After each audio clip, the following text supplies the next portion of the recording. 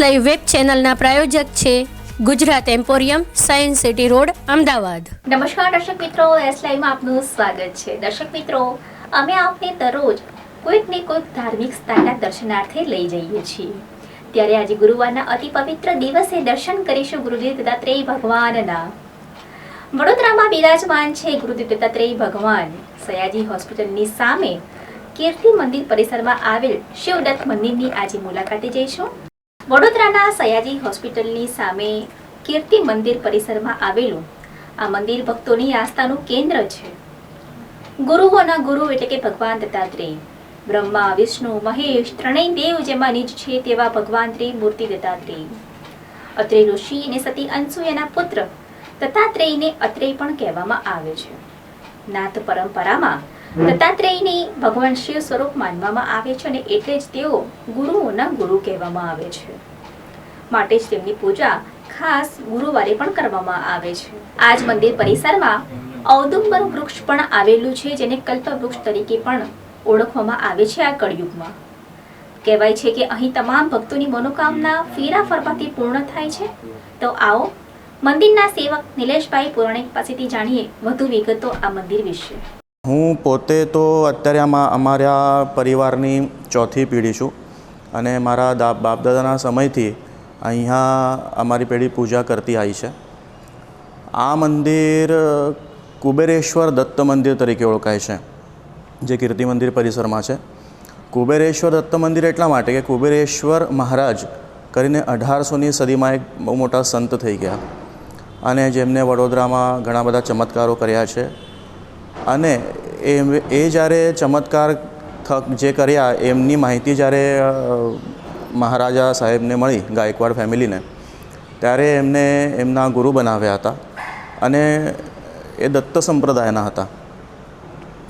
જ્યારે ગુરુ બન્યા પછી એમનું જ્યારે અવસાન થયું, એટલે જે દેવલોક જ્યારે થયા મહારાજ કુબેરેશ્વર મહારાજ, ત્યાર પછી એમને એક સમાધિ સ્થાન તરીકે અહીંયા એમની સમાધિ કરવામાં આવી, જે આ જીવંત સમાધિ છે એમને તમે જોઈ શકો તો અહીંયા લખ્યું છે કુબેરેશ્વર સમાધિ। એ સમાધિ થયા પછી જે દત્ત સંપ્રદાયના હતા એટલા માટે દત્ત ભગવાનની મૂર્તિ સ્થાપન કરવામાં આવી। આ મૂર્તિનું પણ એક વિશેષ મહત્ત્વ છે। જે દત્ત મૂર્તિ છે જેમાં સામાન્ય તરીકે બ્રહ્મા, વિષ્ણુ અને મહેશ એવી રીતે હોય છે। પહેલાં બ્રહ્મા, પછી વિષ્ણુ અને પછી મહેશ, પણ વચ્ચે આ મૂર્તિમાં વચ્ચે મહેશ છે, એટલે આ શિવ સ્વરૂપ દત્ત ભગવાનની મૂર્તિ છે, શિવદત્ત કહેવાય એમને। એનું આ મહત્ત્વ વિશેષ છે। અને પછી આ સમાધિની ઉપર લિંગ છે મહાદેવનું, એ સમાધિનું સ્વરૂપ છે। તમે ગમે ત્યાં આમ બધા મંદિરોમાં આવી રીતે આ સ્થાપના નહીં જોઈ શકો, જ્યાં દત્ત ભગવાનની મૂર્તિ હોય, નીચે મહાદેવનું લિંગ હોય અને સમાધિ હોય। આ એક એટલા માટે આ એક વિશેષ સ્થાન છે વડોદરામાં। બાજુમાં ઔદુંબરનું વૃક્ષ છે, જે વૃક્ષની પ્રદક્ષિણા કરવાથી આપણી મનોકામના પૂર્ણ થાય છે। કલિયુગમાં તો આ ઔદુંબરના વૃક્ષને જ કલ્પવૃક્ષ કહેવામાં આવ્યું છે। દર ગુરુવારે અહીંયા ભક્તોની ભીડ જામે છે અને દર્શનાર્થી આવનાર ભક્તોની મનોકામના પૂર્ણ થાય છે। તો આવી રીતે આનો એક ઇતિહાસ છે। 1800ની સદીમાં મંદિર બાંધવામાં આવ્યું હતું। પછી આ પહેલાં આ દત્ત મંદિરનું મુખ પશ્ચિમ ભાગમાં હતું અને પછી આ કીર્તિ મંદિર જ્યારે બાંધવાનું થયું ત્યારે આ કીર્તિ મંદિરને શોભે એવી રીતે એક નાનું મંદિર બાંધવામાં આવ્યું અને ભગવાનનું મોઢું પૂર્વ તરફ કરવામાં આવ્યું અને એના પણ ઘણા સમયો વીતી ગયા છે અને અમારી પેઢી હવે અત્યારે આ પૂજા કાર્ય ચાલુ રહ્યું છે અને બધા ભક્તોની મનોકામના અહીંયા પૂર્ણ થાય છે। મહારાજ, એ જણાવશો કે અહીંયા દત્ત મંદિરે કયા કયા પ્રોગ્રામો કરવામાં આવી રહ્યા છે?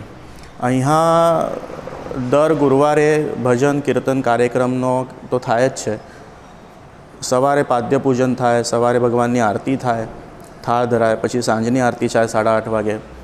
ગુરુ પૂનમ, દત્ત જયંતિ અને કુબેરેશ્વર મહારાજની પુણ્યતિથિ, આવા આ 3-4 ઉત્સવો અહીંયા ધૂમધામથી મનાવવામાં આવે છે। અત્યારે જ કારતક સુદ દ્વાદશી એ કુબેરેશ્વર મહારાજની પુણ્યતિથિ હતી, ત્યારે પણ અમે અહીંયા કાર્યક્રમ રાખ્યા હતા। પાદ્ય પૂજનની વ્યવસ્થા થઈ હતી, બધાને પ્રસાદનું વિતરણ થયું હતું। આ કાર્યક્રમો અહીંયા થતા રહે છે. કહેવાય છે કે 18મી સદીમાં આ મંદિર બંધાવવામાં આવ્યું. 18મી સદીમાં એક સંત થઈ ગયા કુબેરેશ્વર મહારાજ, જેમણે અનેક ચમત્કારો કર્યા અને આ ચમત્કારો વડોદરાના રાજવીના કાને પડ્યા. ત્યારબાદ અહીં તેમનું સમાધિ મંદિર બંધાવવામાં આવ્યું અને તેમની ઉપર શિવલિંગનું સ્થાપન કરવામાં આવ્યું. તેથી આ મંદિરને શિવદત્ત મંદિર પણ કહેવામાં આવે છે અને કુબેરેશ્વર મહારાજની સમાધિ હોવાથી કુબેરેશ્વર દત્ત મંદિર તરીકે પણ આ મંદિરને ઓળખવામાં આવે છે. તો દર્શક મિત્રો, કેવી લાગી આજની ગુરુવારની ધાર્મિક યાત્રા? ફરીથી મળીશું અને કોઈ અનોખા મંદિરના દર્શનાર્થે જઈશું. ત્યાં સુધી હાલ આપો રજા. નમસ્કાર.